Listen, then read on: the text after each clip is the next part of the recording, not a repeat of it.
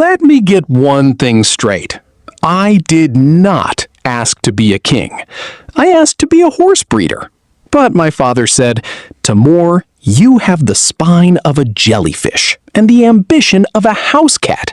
You're perfect for the throne." And so, at 23, I became the great Khan of the steppes, ruler of the eternal blue sky, keeper of the 9 white banners, and, most importantly, a man with absolutely nothing to do after sunset. Don't get me wrong, being a monarch has its perks. People bow, they call you your celestial sharpness, they bring you fermented mare's milk in golden bowls. But no one, and I mean no one, looks you in the eye after the age of 12. By the time you're 30, you're basically a piece of furniture that issues decrees. I was lonely. Not the poetic, rain on a window pane lonely. The pathetic kind. The kind where you realize you've had the same conversation with your pet eagle 3 times in 1 week, and the eagle has started avoiding you. So one night, I did what any self-respecting ruler would do. I snuck into the castle kitchen. The royal chef, Grand Majoral, was a 70-year-old force of nature who could curse in 7 dialects and roll dough with her eyes closed. She caught me the first time, flour on my nose like a powdered fool. "What are you doing here, my Khan?" she asked, holding a rolling pin like a club. "I want to bake bread," I said. She stared. Then she laughed for 5 minutes straight. Then she taught me. That was 3 years ago. Now, baking is my secret, my rebellion. Every night, after the courtiers go home and the guards do their sleepy rounds, I wrap my silk robe in a sack and shuffle to the kitchen in sheepskin slippers. I knead, I proof, I curse at yeast like it's a treasonous minister. And I bake the most beautiful loaves you have ever seen. Golden crusted, soft centered, fragrant with anise and butter. I eat 1 slice. Then I leave the rest on the windowsill for the night guards, who think it's a ghost's doing. They've named the ghost Flowery Uncle. I am fine with this. Then came the envoy. His name was Bachulun, envoy from the neighboring Khitan kingdom. A sleek man with a knife-sharp jaw and eyes that calculated the value of everything, including, I suspected, my spleen. Officially, he was here to celebrate the harvest and strengthen bonds.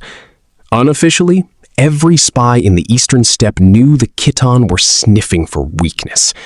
Their queen, a ruthless woman named Altan, had been eyeing our lands like a hawk eyes a fat marmot. Bachulun spent 3 days bowing and smiling and taking mental notes. He complimented my horse. He asked pointed questions about troop morale. He even sat through a 2-hour poetry recitation without falling asleep, which was frankly terrifying. On the 4th night, I made a mistake. I was in the kitchen, barefoot, covered head to toe in flour like a yeti with anxiety. I had just pulled a rye loaf from the oven, beautiful, dark, crackling, when the door creaked. Bachulun stood there, in his traveling cloak, holding a small dagger, which he quickly hid behind his back. For a full 5 seconds, neither of us moved. He was supposed to be in the guest wing.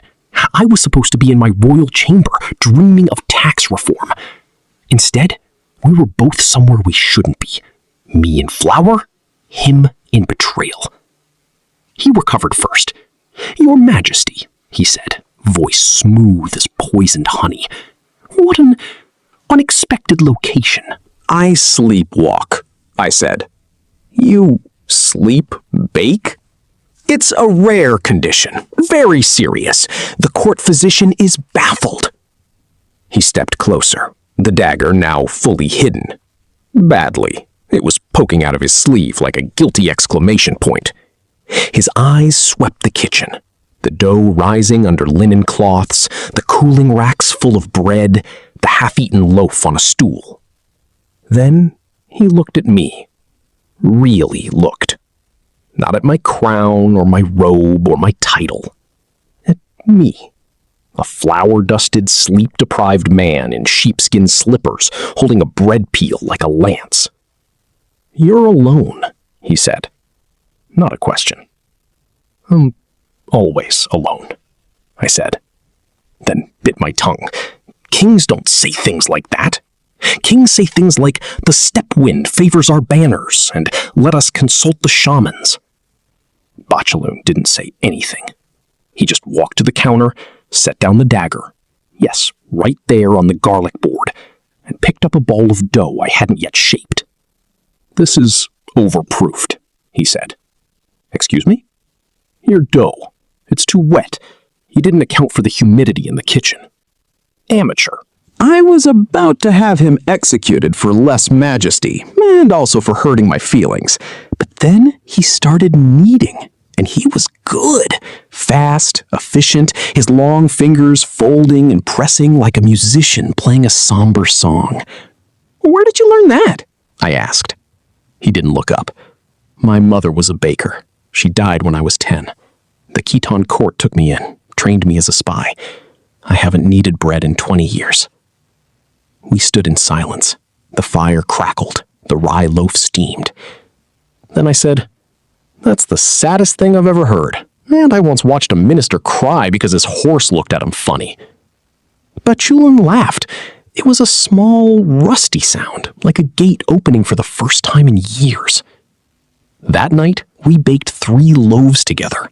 He taught me how to score the dough for a better crust. I taught him how to add crushed cardamom, a trick from Grandma Geralt. We didn't talk about the dagger.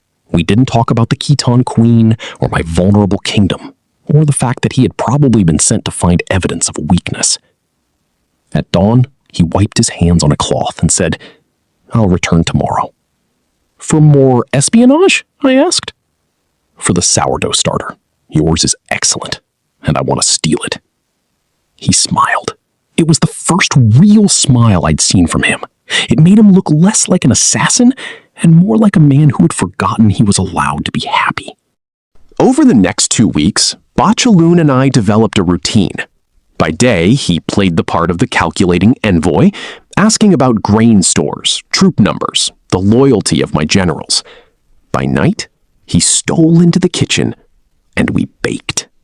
We baked barley bread with honey, flatbreads stuffed with cheese and herbs, little sweet buns shaped like horses, which he said were ridiculous, but ate 7 of anyway. Somewhere between the second proof and the final bake, I stopped caring why he was really here. He told me about his mother's bakery, the smell of smoke and yeast, the way she'd sing off key while shaping dough. I told him about my father, who once tried to bake a victory loaf before a battle and set the entire camp kitchen on fire. We laughed until we cried. Then, on the 15th night, he dropped his bombshell. We were waiting for a batch of fougasse to finish baking. He was sitting on a flour sack, and I was on the floor, leaning against the oven for warmth. The kitchen was quiet, except for the occasional crackle. "Queen Alton is planning an invasion," he said. "No preamble. She sent me to find weakness, a distracted king, low morale, empty granaries."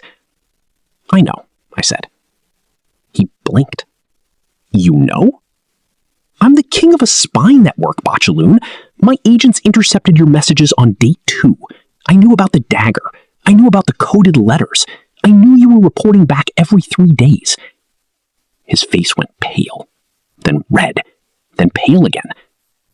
"Then why didn't you arrest me?" I picked up a piece of excess dough and rolled it into a ball. "Because you never once reported the baking." He stared. "Your reports," I said. "King sleeps poorly. No guards at East Gate after midnight. Granaries at 60%. Not once did you write, 'The king bakes bread every night and looks less lonely when the oven is hot.' You could have used that. A monarch who sneaks around in sheepskin slippers is an easy target. But you kept it secret."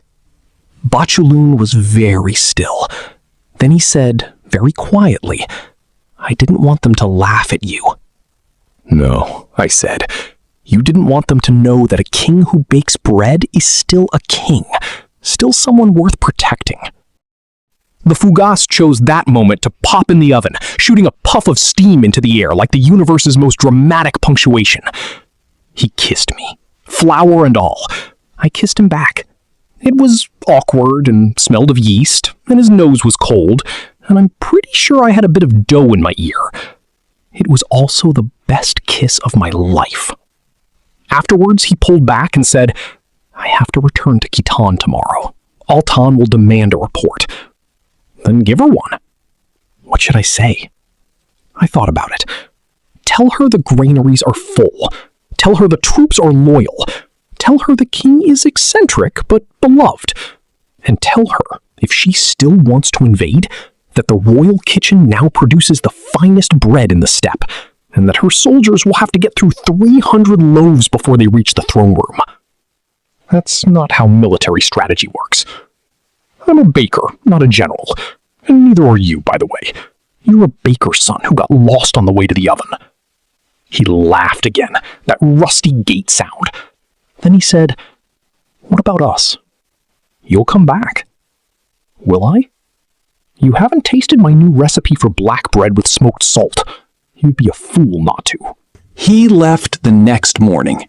I stood on the ramparts in my ceremonial robes, waving like an idiot as his horse disappeared over the eastern ridge. The courtiers whispered. My chief minister asked if I was ill. I told him I was in love, and he nearly fainted. 3 weeks later, a messenger arrived from Khitan. No invasion, no declaration of war. Instead, Queen Altan sent a letter, a short one, saying that her envoy had resigned his post under mysterious circumstances, and that she had decided to pursue trade agreements instead of territorial expansion. Attached to the letter was a small pouch. Inside, a piece of slightly burnt sourdough starter, and a note in Bachuluan's handwriting. Yours is better. I'm coming back. Save me a loaf. That was 6 months ago. Now, Bachaloon lives in the East Tower, officially as a trade consultant, unofficially as the man who steals my blankets and leaves flour footprints to the bathroom. We bake every night. The guards still think it's a ghost. I started leaving little notes with the bread. Flowery Uncle says, "Good job on the Westgate patrol," just to see how long it takes them to figure it out. They haven't yet. Last week, Bachaloon asked me, "Aren't you worried someone will find out? That the Great Khan needs dough like a commoner?"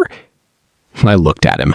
Flour on his cheek, a smear of butter on his chin, happy in a way he hadn't been since he was 10 years old. "Let him find out," I said. "Let them all find out. I'm the king who bakes bread. And for the first time, I'm not lonely anymore." He rolled his eyes, called me a sentimental fool, and threw a handful of flour in my face. I chased him around the kitchen with a rolling pin. We burned the rye loaf. It was perfect.